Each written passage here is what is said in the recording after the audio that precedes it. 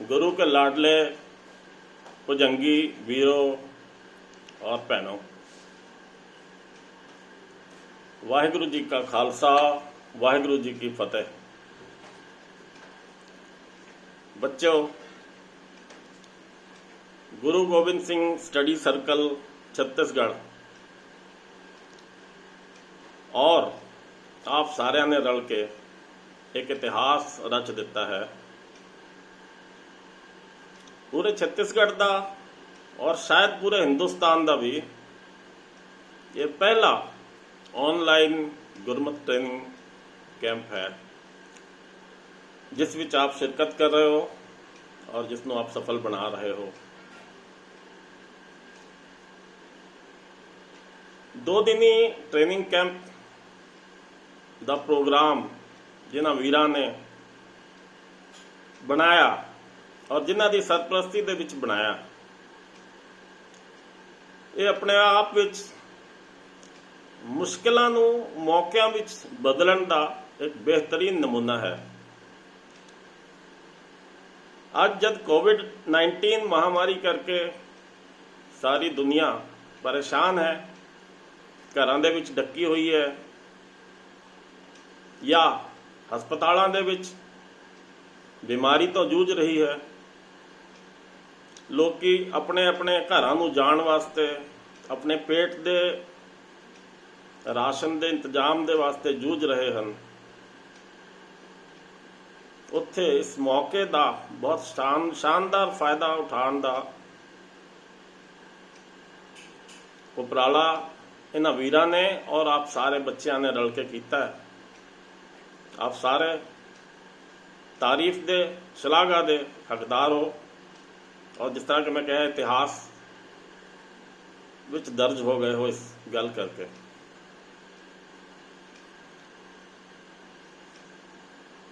इस कैंप नूं ऑर्गेनाइज करन दा मकसद की है कि 2 दिनां विच आप नूं सिख इतिहास तो सारे तो जाणू कराया जा सकता है कि गुरबाणी पढ़न दी जांच दसी जा सकती है कि गुरुआं ने जो सिद्धांत दिते है, जीवन जांच दिती है, उस तो आपको पूरी तरह जाणू कराया जा सकता है। तो इसका जवाब आप भी दोगे तो मैं भी कहना हाँ कि नहीं। इस उपराले दे विच ये जिहड़ा उपराला कीता है, इस विच आपनों थोड़ा जा सिद्धांतां बारे, थोड़ा जा इतिहास बारे, थोड़ा जा शहीदां बारे, किसे एक बहुत वड्डी फिल्म दे ट्रेलर की तरह या मैं कहांगा कि कई फिल्मां दे ट्रेलर्स की तरह आप दे सामने पेश करने की कोशिश की गई है। आप दे मना के अंदर एक तांग पैदा हो जाए, एक प्यास पैदा हो जाए, ताजो आप अपने जीवन दे वडमुल्ले और लिमिटेड, हर इंसान को एक लिमिटेड टाइम है, उसकी जिंदगी का एक लिमिटेड समा है, उसका एक हिस्सा घट्टो घट दसवंध जिसकी गल के कैंप दे विच भी की गई है और जिन्हां विच ज़्यादा प्यास है वो इस तो ज़्यादा टाइम इस दिशा विच लगाउण। गुरु महाराज कृपा करन, आप सारिਆਂ ਨੂੰ ਇਹ सोझी बख्शन, हिम्मत बख्शन और सब तो वड्डी गल है वो प्यास बख्शन।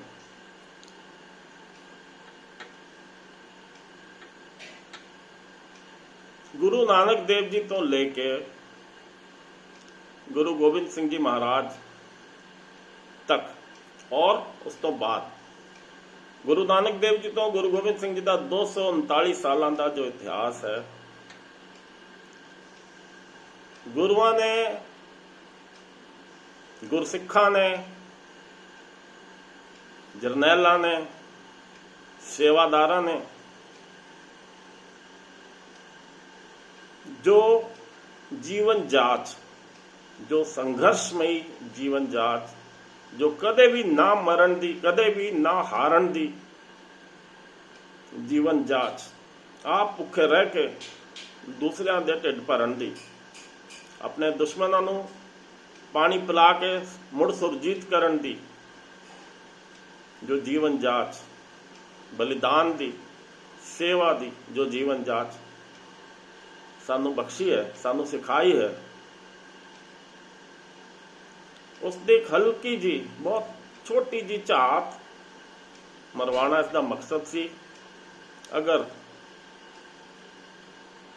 ਆਪ ਵਿੱਚੋਂ ਕਿਸੇ ਦੇ ਵੀ ਮਨ ਵਿੱਚ ਇਹ ਚਿੰਗਾਰੀ ਲੱਗ ਪਈ ਹੋਵੇ, ਮੈਂ ਵਾਹਿਗੁਰੂ ਕੋਲ ਅਰਦਾਸ ਕਰਦਾ ਹਾਂ, ਅਸੀਂ ਸਾਰੇ ਹੀ ਆਪਣੇ ਦਿਲਾਂ ਵਿੱਚ ਅਰਦਾਸ ਕਰਦੇ ਹਾਂ, ਆਪ ਵੀ ਕਰੋ ਕਿ ਸਾਡੇ ਸਾਰਿਆਂ ਦੇ ਦਿਲਾਂ ਵਿੱਚ ਇਹ ਚਿੰਗਾਰੀ ਲੱਗ ਜਾਏ, ਸਗੋਂ ਇੱਕ ਬਹੁਤ ਵੱਡੇ ਭਾਂਬੜ ਦੀ ਤਰ੍ਹਾਂ ਜਲਣ ਲੱਗ ਪਵੇ। ਸਾਡੀ ਪਿਆਸ ਸਿੱਖਣ ਦੀ, ਜਾਣਨ ਦੀ ਔਰ ਜੀਵਨ ਵਿੱਚ ਉਸ ਨੂੰ ਮਾਣਨ ਦੀ, ਕਮਾਉਣ ਦੀ ਵੱਧਦੀ ਹੀ ਚਲੀ ਜਾਏ, ਜਿਸ ਦਾ ਕਿ ਅੰਤ ਗੁਰੂ ਦੇ ਨਾਲ, ਅਕਾਲ ਪੁਰਖ ਦੇ ਨਾਲ ਇੱਕ ਮਿਕ ਹੋ ਜਾਣਾ ਹੀ ਹੁੰਦਾ ਹੈ।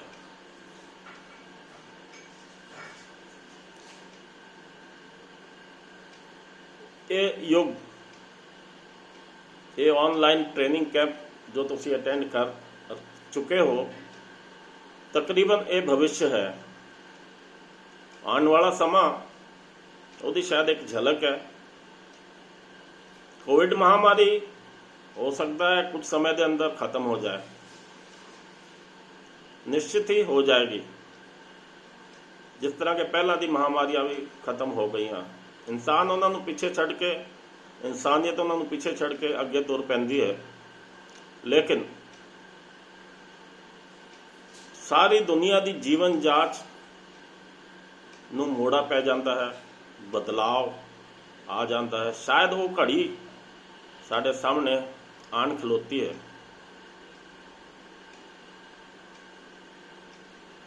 ਇਸ ਕੈਂਪ ਦੇ ਰਾਹੀਂ ਆਪ ਸਾਰੇ ਵੀ ਉਸ ਚੇਂਜ ਦਾ ਵੀ ਪਾਇਨੀਅਰ ਬਣੇ ਹੋ, ਉਸ ਦੇ ਹਿੱਸੇ ਬਣੇ ਹੋ।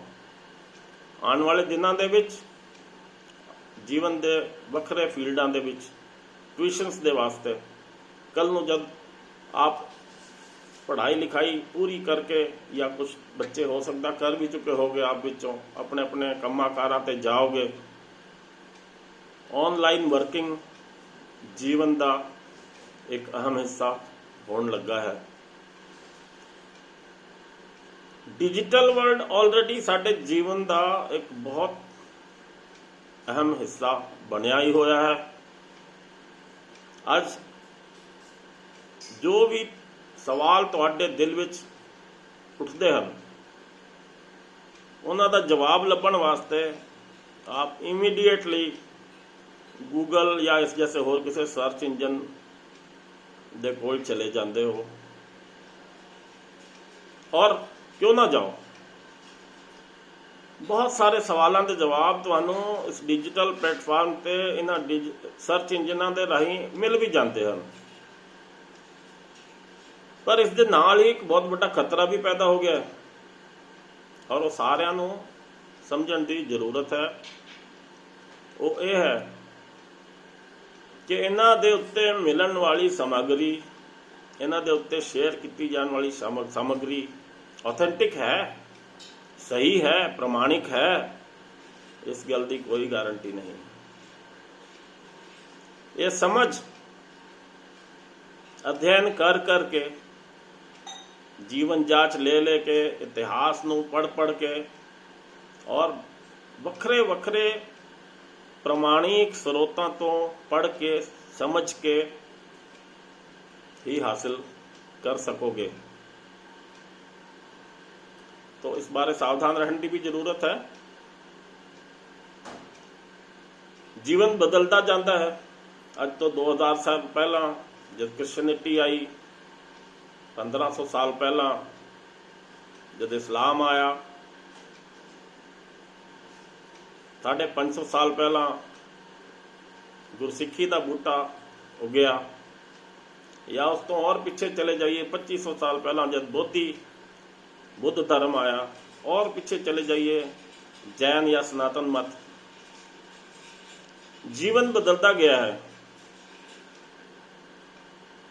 ਜੀਵਨ ਦੇ ਵਿੱਚ ਬਦਲਾਵ ਹੁੰਦਾ ਗਿਆ ਹੈ, ਪਰ ਮੂਲ ਜ਼ਰੂਰਤਾਂ, ਮੂਲ ਕਦਰਾਂ ਕੀਮਤਾਂ ਉਹੀ ਹਨ ਔਰ ਆਉਣ ਵਾਲੇ ਸਮਿਆਂ ਵਿੱਚ ਵੀ ਉਹੀ ਰਹਿਣਗੀ।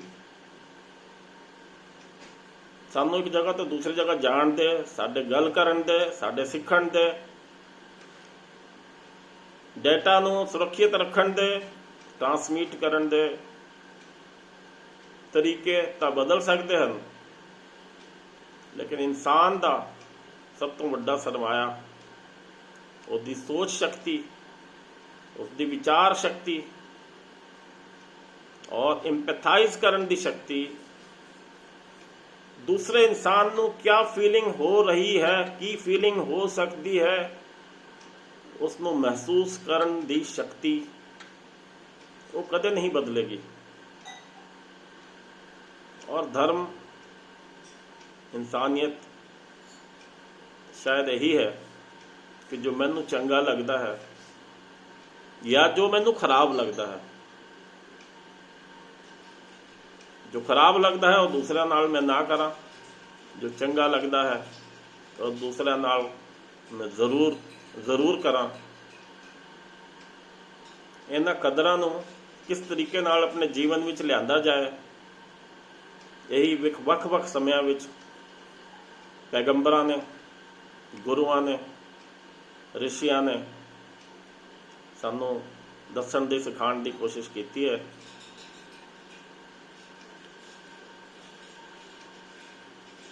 ਗੁਰਸਿੱਖ ਜੀਵਨ ਜਾਂਚ ਕੀ ਹੈ ਔਰ ਕਿੰਨੀ ਵਡਮੁੱਲੀ ਹੈ, ਇਸ ਨੂੰ ਜਾਣਨ ਵਾਸਤੇ ਕੁਝ ਕੰਪੈਰੀਜ਼ਨ ਵੀ ਤਾਂ ਚਾਹੀਦਾ ਹੈ।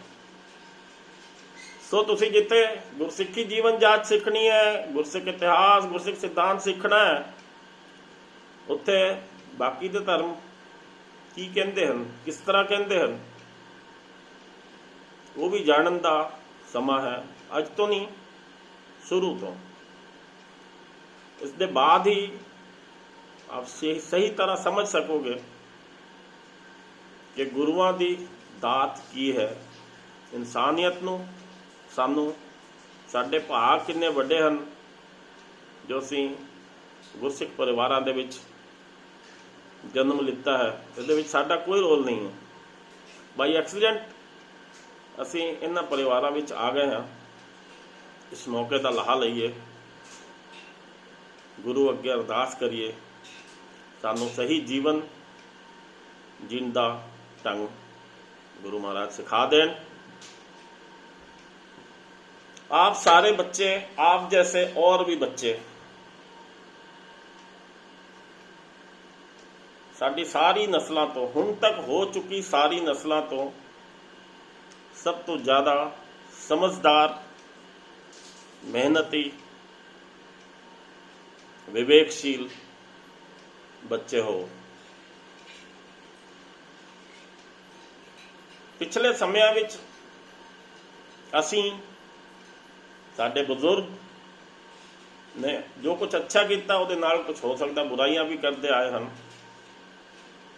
या गलत ढंग नाल करते आए हैं, उन्हां नूं भी ठीक करन दा बोझ आप दे मोढियां ते है। वो की गलतियां हन वो भी तां ही जान सकोगे जब तुसीं सारे इतिहास तो, सारे सिद्धांत तो वाकिफ होगे। सो मैं कंक्लूड करता हाँ, टाइम हमेशा बहुत कीमती है सारिਆਂ ਦਾ। आप दे विच प्यास पैदा हो जाए, अरदास करो उस प्यास नूं जो कि कदे भी ना बुझण वाली होवे लेकिन बढ़ती जाए, उसकी पूर्ति करन वास्ते जो कुछ चाहिए वो मेहनत आप करोगे ਐਸਾ ਸਾਡਾ ਵਿਸ਼ਵਾਸ ਹੈ, ਯਕੀਨ ਹੈ। ਹਾਲੇ ਤੱਕ ਜੋ ਇਤਿਹਾਸ ਟੁਕੜਿਆਂ ਟੁਕੜਿਆਂ ਵਿੱਚ ਹੈ, ਜਿਹੜੀ ਖੋਜ ਨਹੀਂ ਵੀ ਹੋਈ ਹੈ, ਬਹੁਤ ਸਾਰੀ ਹੋਣੀ ਬਾਕੀ ਹੈ। ਔਰ ਤੁਸੀਂ ਤੁਹਾਡੇ ਵਿੱਚੋਂ ਹੀ ਬੱਚਿਆਂ ਨੇ ਕੱਲ੍ਹ ਨੂੰ ਕਰਨੀ ਹੈਗੀਆਂ ਬੜੀ ਬੜੀ ਖੋਜਾਂ ਇਤਿਹਾਸ ਦੀ। ਜੋ ਗਲਤ ਜਾਂ ਜੋ ਹਿੱਸੇ ਛੁੱਟ ਗਏ ਹਨ ਉਹਨਾਂ ਨੂੰ ਭਰਨਾ ਹੈ। ਠੀਕ ਵੈਸੇ ਹੀ ਜੈਸੇ ਜੋ ਬੱਚੇ ਤੁਹਾਡੇ 10ਵੀਂ ਤੱਕ ਤਾਂ ਸਾਇੰਸ ਸਾਰੇ ਹੀ ਪੜ੍ਹਦੇ ਹੋ, ਪੀਰੀਓਡਿਕ ਟੇਬਲ ਦੇ ਵਿੱਚ ਜੋ ਬਲੌਕਸ ਹਨ ਸਾਰੇ ਸ਼ੁਰੂ 'ਚ ਤਾਂ ਨਹੀਂ ਭਰੇ ਗਏ, ਲੇਕਿਨ ਖਾਲੀ ਛੁੱਟੇ ਬਲੋਕਾਂ ਨੇ ਇਹ ਦੱਸ ਦਿੱਤਾ ਕਿ ਇੱਥੇ ਹੋਰ ਐਲੀਮੈਂਟਸ ਦੀ ਜਗ੍ਹਾ ਹੈ ਤੇ ਉਹ ਐਗਜ਼ਿਸਟ ਕਰਨੇ ਚਾਹੀਦੇ ਆ। ਇਸ ਤਰ੍ਹਾਂ ਹੀ ਇਤਿਹਾਸ ਦੀ ਬਹੁਤ ਸਾਰੀ ਵਿੰਡੋਜ਼, ਬਹੁਤ ਸਾਰੇ ਬਲੌਕ ਹਲੇ ਖਾਲੀ ਪਏ ਆ। ਆਪ ਦੀ ਇੰਤਜ਼ਾਰ ਦੇ ਵਿੱਚ ਆਪ ਉਹਨਾਂ ਨੂੰ ਭਰੋਗੇ ਔਰ ਨਵਾਂ ਇਤਿਹਾਸ ਵੀ ਸਿਰਜੋਗੇ ਜੋ ਪੁਰਾਣੇ ਇਤਿਹਾਸ ਤੋਂ ਵੀ ਵੱਡਾ ਹੋਏਗਾ। ਕਿਉਂ ਨਾ ਕਰੋ। ਇਹ ਸਿੱਖ ਧਰਮ ਹੈ, ਸਿੱਖ ਦਾ ਧਰਮ। ਇੱਥੇ ਪੂਰਨੇ ਸਿੱਖ ਨੇ ਪਾਣੇ ਹਨ। 10 ਗੁਰੂ ਸਾਹਿਬਾਨ ਨੇ ਵੀ ਜੋ ਪੂਰਨੇ ਪਾਏ ਹਨ, ਪਹਿਲੇ ਗੁਰੂ ਸਾਹਿਬ ਨੂੰ ਅਗਰ ਛੱਡ ਦਈਏ, ਗੁਰੂ ਨਾਨਕ ਦੇਵ ਜੀ ਨੂੰ, ਤਾਂ ਬਾਕੀ ਸਾਰੇ ਗੁਰੂ ਵੀ ਸਿੱਖ ਹੋਏ ਹਨ। ਔਰ ਅਸੀਂ ਵੀ ਸਾਰੇ ਸਿੱਖ ਹਾਂ। ਸਾਡੇ ਵਿੱਚ ਤੇ ਆਪ ਦੇ ਵਿੱਚ ਫਰਕ ਇਹੀ ਹੈ ਕਿ ਮੇਰੇ ਵਰਗੇ, ਮੇਰੇ ਉਮਰ ਦੇ ਜਾਂ ਮੇਰੇ ਤੋਂ ਥੋੜੀ ਹੋਰ ਜ਼ਿਆਦਾ ਉਮਰ ਦੇ ਭਰਾ ਭੈਣਾਂ ਆਪਣੇ ਜੀਵਨ ਦਾ ਵੱਡਾ ਸਮਾਂ ਖੁੰਝਾ ਚੁੱਕੇ ਹਨ। ਜੋ ਕੁਝ ਬਣ ਪੜਿਆ ਜਾਂ ਜੋ ਵਾਹਿਗੁਰੂ ਜੀ ਨੇ ਲੈਣੀ ਚਾਹੀ ਉਹ ਸੇਵਾ ਆਪਾਂ ਕਰ ਸਕੇ ਹਾਂ। ਲੇਕਿਨ ਆਪ ਦੇ ਕੋਲ ਸਮਾਂ ਹੈ, ਪੋਟੈਂਸ਼ੀਅਲ ਹੈ, ਬਹੁਤ ਨਵੇਂ ਪੂਰਨੇ ਆਪ ਜੀ ਪਾਓਗੇ। ਆਪ ਪਾਓ, ਗੁਰੂ ਮਹਾਰਾਜ ਦੇ ਚਰਨਾਂ ਨਾਲ ਸਦਾ ਜੁੜੇ ਰਹੋ, ਅਰਦਾਸ ਕਰੋ ਉਹ ਆਪ ਨੂੰ ਹੋਰ ਨਿਤ ਨਵੀਂ ਸ਼ਕਤੀ ਬਖਸ਼ਣ, ਪੰਥ ਨੂੰ ਆਪ ਉਚਾਈਆਂ ਤੋਂ ਹੋਰ ਉਚਾਈਆਂ ਵਿੱਚ ਲੈ ਕੇ ਜਾਓ। ਇਸ ਪੰਥ ਨੂੰ ਆਖਿਰ ਗੁਰੂ ਮਹਾਰਾਜ ਦੇ ਸ਼ਬਦਾਂ ਦੇ ਵਿੱਚ 96 ਕਰੋੜੀ ਹੋ ਜਾਣਾ ਹੈ। ਆਪ ਸਾਰਿਆਂ ਦੇ ਪਾਏ ਪੂਰਨਿਆਂ ਕਰਕੇ ਹੀ। ਵਾਹਿਗੁਰੂ ਜੀ ਕਾ ਖਾਲਸਾ, ਵਾਹਿਗੁਰੂ ਜੀ ਕੀ ਫਤਿਹ।